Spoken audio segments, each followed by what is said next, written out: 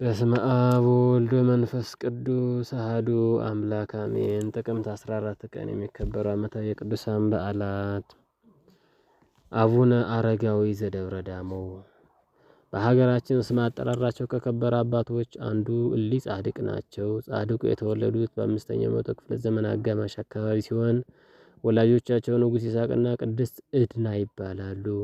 የተወለዱትም አካባቢው ሮም ነው። ስማቸው ብዙ አይነት ነው።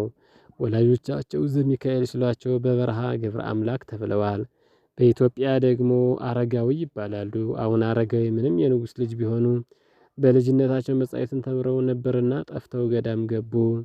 በዚያም በገዳመ ዳውናስ ግብጽ የታላቁ ቅዱስ ጳቁሚስ ደቀ መዝሙር ሆነው ከነ አባ ቴዎድሮስ ጋር ሥርዓተ ምንኩስናን ተምረዋል። ከመነኮሱ ከዓመታት በኋላ ወደ ሀገራቸው ሮም ተመልሰው በማስተማር 7 ያህል የቤተ መንግሥት ሰዎችን ወደ ምናኔ ማርከዋል። የት ልሄድ ብለው ሲያስቡም ቅዱስ መልአክ በክንፉ ጭኖ ወስዶ ኢትዮጵያ አሳያቸው። ተመልሰው ለ8 ባልንጀሮቻቸው ሀገርስ ባሳየዋችሁ ያለ ሐዋርያት ሳያስተምራት በሕግ በሥርዓቱ ጸንታ የምትኖር ብለው ከ8ቱ ጋር ወደ ኢትዮጵያ መጡ። በዚህም ጊዜ እናታቸው ቅድስት ድናና ደቀ መዝሙራቸው አባ ማትያስ አብረው ነበሩ። ወደ ሀገራችን የመጡ በ470ዎቹ አካባቢ ሲሆን አልዓሜዳ በክብር ተቀብሏቸው በቤተ ቀጤን አክሱም ተቀምጠው መጻሕፍትን እየተረጎሙ ወንጌልን እየሰበኩ ቆይተዋል። ለሥራ በተለያዩ ጊዜ አቡነ አረጋዊ በዓት ፍለጋ ብዙ ደክመዋል። በመጨረሻ ግን ደብረ ዳሞ ደብረ ሃሌሉያ አይተው ወደዷት። የሚወጥባት ቢያድም ጅራቱ 60 ክንድ የሚያህል ዘንዶ ተሸክሞ ከላይ አድርሷቸዋል። እንደ ወጡም ሃሌሉያ ለአብ፣ ሃሌሉያ ለወልድ፣ ሃሌሉያ ለመንፈስ ቅዱስ ብለው ቢያመሰግኑ ከሰማይ ኅብስት ወርዶላቸው ተመግበዋል። በዚህ ቦታም ደብረ ሃሌሉያ ተብላለች። ጻድቁ ቦታዋን ከገዳሙ በኋላ ከተለያዩ ቦታ መጥተው 6000 ያህል ሰዎች በእጃቸው አመንኩሰዋል ወይም መንኩሰዋል።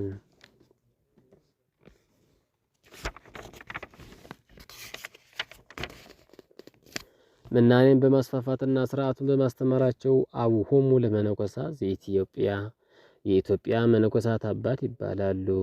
አቡነ አረጋዊ በሕይወታቸው ከተጋድሎ ባሻገር በወንጌል አገልግሎት መጻሕፍትን በማዘጋጀት ደክመዋል። ቅዱስ ያሬድና አፄ ገብረ መስቀልም ወዳጆቻቸው ነበሩ። በተራራው ግርጌ ያለችውን ኪዳነ ምሕረትን ለሴቶች ሲገድሟት ቀዳሚዋ መነኮስ እናታቸው ንግሥት ዕድና ሆናለች። ጻድቁ ንጹሕ ሕይወታቸውን ፈጽመው በተወለዱ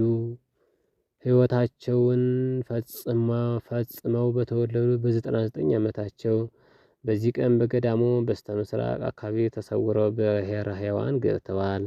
ጌታም 12 ትውልድን የሚያስምር የምሕረት ቃል ኪዳን ሰጥቷቸዋል። ከቅዱሱ አቡነ አረጋዊ ረድኤት በረከት ይክፈለን። ቅዱስ ፊልጶስ ሐዋርያ። በዘመን ሐዋርያት በዚህ ስም የሚጠሩ አባቶች 2 ነበሩ። አንደኛው ከ12 ሐዋርያት ሲቆጠር ዛሬ የምናከብረው ደግሞ ከ72ቱ አርድእት ይቆጠራል።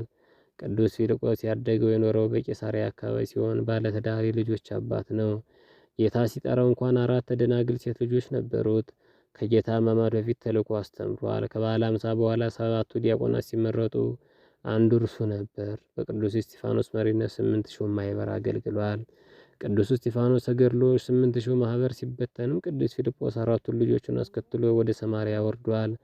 በዚያም መሰሪ ስምዖንን ጨምሮ የሀገሪቱን ሰዎች አሳምኖ አጥምቋል። መቼም ቢሆን እኛ ኢትዮጵያውያን የማንዘነገው ግን ጃንደረባው ባኮስን ማጥመቁንና ለሀገራችን የወንጌልን ብርሃን መላኩን ነው።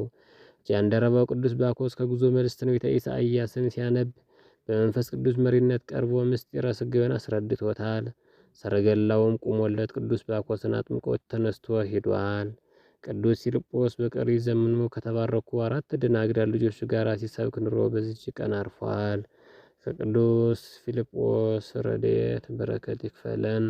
ሙሽራው ቅዱስ ሙሴ በዚህ ዕለት ይታሰባል። የዚህ ቅዱስ ወጣት ታሪክ ደስ የሚል የሚገርም ነው።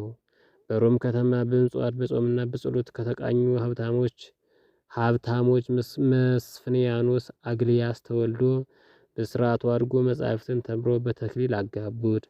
በሰርጉ ማግስት ሙሽሪትን ቢያያት በጣም ታምራለች። ይህ ሁሉ ውበትና ምቾት ከንቱ አይደለምን ብሎ በሌሊት ጠፍቶ ነዳያን መስሎ ከሮም ሀገር ሮሆ ሶሪያ አካባቢ ሄደ።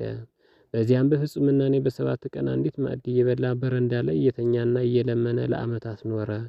ሁሌም ቀን የለመነውን ማታ ለነዳያን አካፍሎ እርሱ ሲጸልይ ያድር ነበር። በአካባቢው ክብሩ ሲገለጽም የሐዋርያውን የቅዱስ ጳውሎስን በረከት ፍለጋ ወደ ጠርሴስ ሄደ። ነገር ግን ትልቅ ነፋስ መርከቧን ገፍቶ ሮም አደረሳት።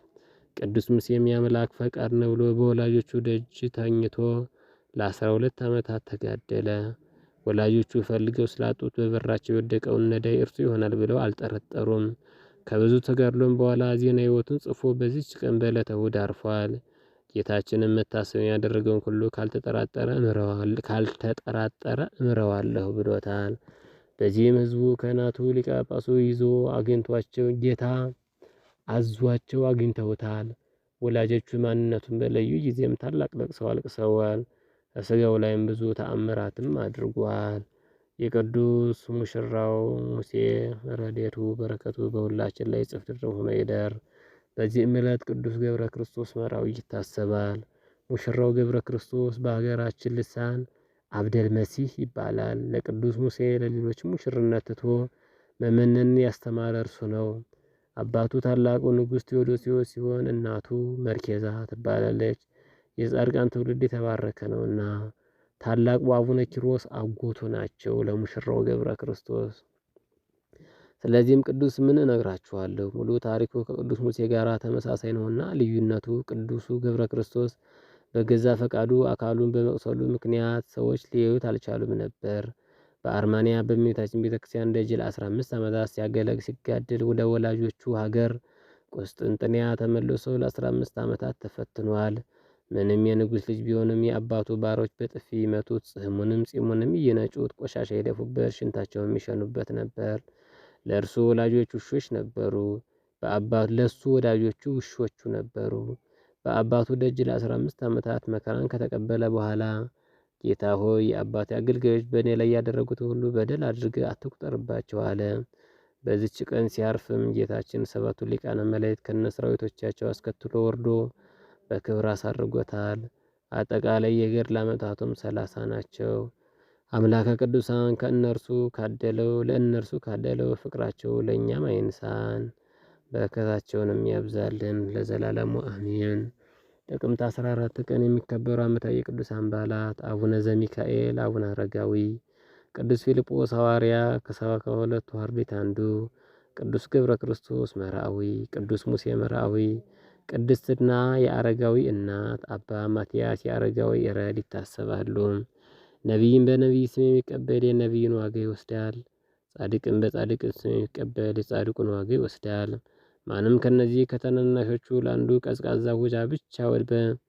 ቀዝቃዛ ውሃ ብቻ በደቀ መዝሙሬ ስም የሚያጠጣ እውነት እላችኋለሁ ዋጋው አይጠፋበትም። የቅዱስ ማቴዎስ ወንጌል ምዕራፍ 10 ከቁጥር 41።